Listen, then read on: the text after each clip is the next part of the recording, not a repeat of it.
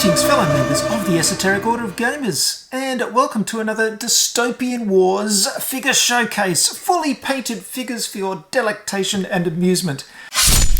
Hope you enjoyed my look at my Victory Battle Fleet. We're going to look at not only the Ice Maiden set for the Imperium today, but also the Tempelhof set. And I've put these two together and I'm storing them in the one Ice Maiden box. And this will form the entirety, so far, of my Imperium fleet. Now, what I do when I store my figures is I use the largest boxes. I try and put it all into the large box and throw away the smaller boxes. And in this case, I've got a foam core insert, and I've got this bit at the top. This isn't magnetized or anything. I'm just storing all my SRS tokens in there.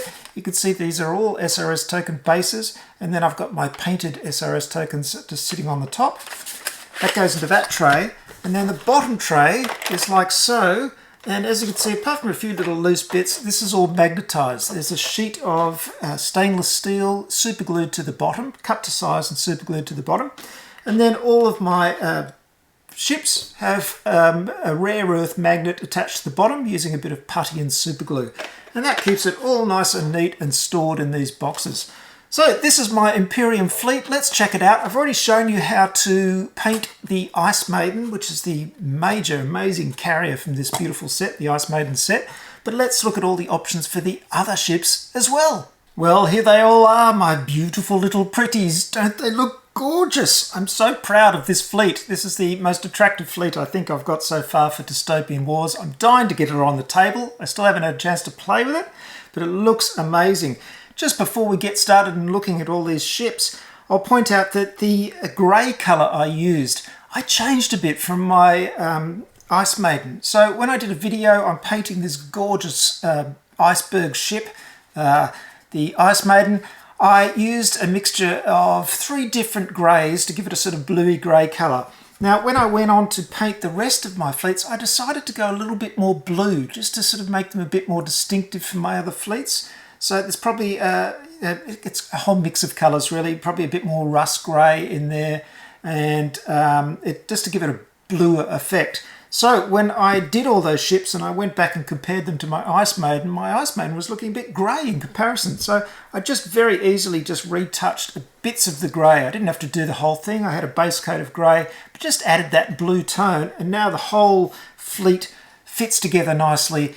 You've got the same blue-grey throughout, and it goes together as a unit. So it's important, I must point out, when you're painting fleets, if you do have multiple fleets for Dystopian Wars, keep a record somewhere of the paints that you use and the grey mixes that you use, because when you get more ships, of course, you'll be wanting to match the colours. It's very important. In fact, I've been going back and referring to my own videos to check on the colours. Now, these Imperium ships took quite a bit of nutting out, I have to say, and that is because there are so many options. And of course, you can't have everything. You can do some magnetizing and some fiddling around to get as many options as possible, but you can't do everything. So, I mean, even in the Ice Maiden set, you've got the cruisers, and they can be configured as Blucher, Augustus, Schaumburg, Reiter, Volsung, and Conrad ships. Whew! So the trick is remembering which is which and working it all out. As I've noted before, on the back of the box it doesn't actually tell you which is which, it just lists them all.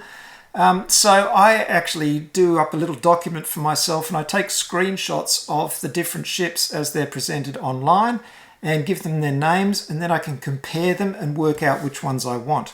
Now, I'm not necessarily building them for the most game impact. I'm really just building the ones that I think look really good. But also, I want to see if I can get a few options so I can configure out weapons and things. And I've done that to the best of my ability with this set. I'll show you how as we go through.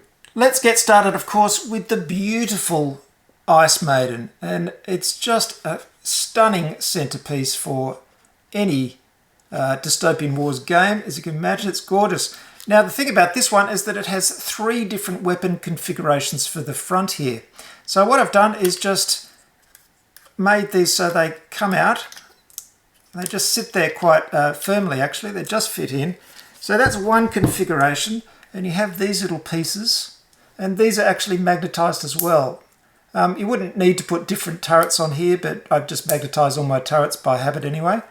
So you've got those 3. Now instead you can put in these, which are the bombards, and they will just sit in there. Now if you are really worried, you could put in a piece of blue tack, but really they just sit in there fine. And then you've got that configuration for the front. That's great. Your other option is of course the Sturmbringer, which is this gun here, and again these ones just sit on those trays. You can use a bit of blue tack if you want, and there you go. So just by doing that, actually not gluing these in, you've got all three options for the Ice Maiden, all the different weapon options. This ship is the Tempelhof fleet carrier, a gorgeous ship, and this is from the Tempelhof Battlefleet, of course. As you can see, that lovely blue-grey all the way through. I've just used weird wood contrast paint for the wooden areas, and then dry brushed with Doom Bull brown. And a camo light green just for the planes. And you can see I've left this unglued, so you can swap it around, because on one side you've got a fighter, and then on the other side you can have a bomber, so you can choose which one fits in that little space there. It's a very nice streamlined carrier ship. Absolutely gorgeous. Now for all the metallic areas, I'm using lead belcher for just normal metal areas, washed with Agrax Earthshade. And for the brassy areas, I've used Rune Lord Brass, also washed with Agrax Earthshade. Now one important thing I did stylistically with this paint job is that I lined all the shadow areas with the contrast paint Gore Grunter Fur.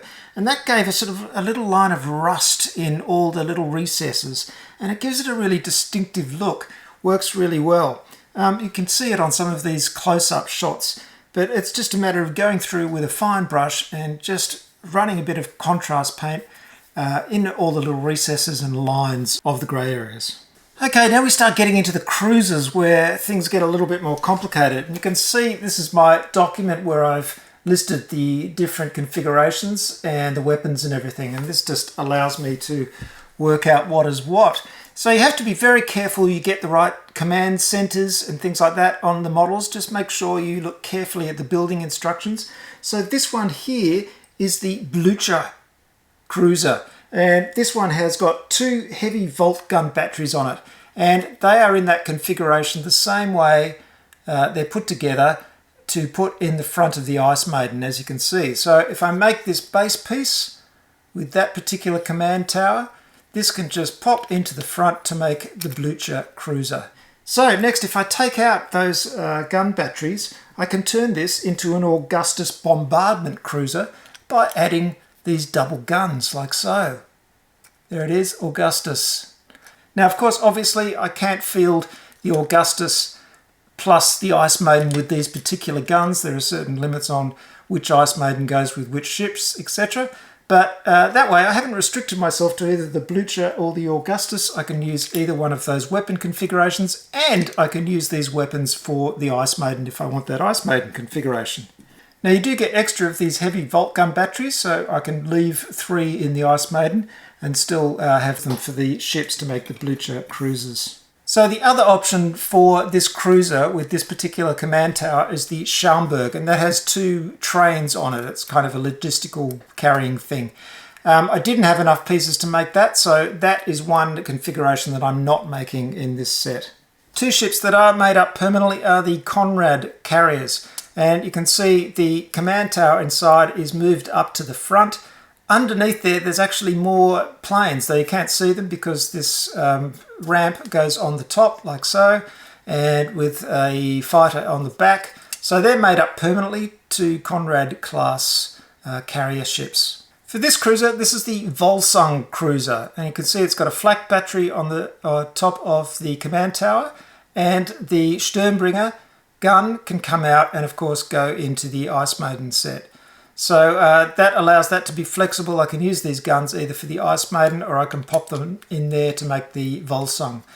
The other one you could make with this body is the Reiter flak carrier, but that uses a lot more flak guns, and you don't have enough flak guns to make those as well. And you've also got a limited number of these bottom platform pieces. So these ones will stay as the Volsung. Now, of course, I've got 3 of those. And of course, if I'm fielding that unit of 3 Volsung, I can't use those Volsung guns for the Ice Maiden. So, as you can see, it is quite complicated. It did take me a little while to work out these configurations. I haven't been able to do everything because there's only a limited number of pieces in the set, of course.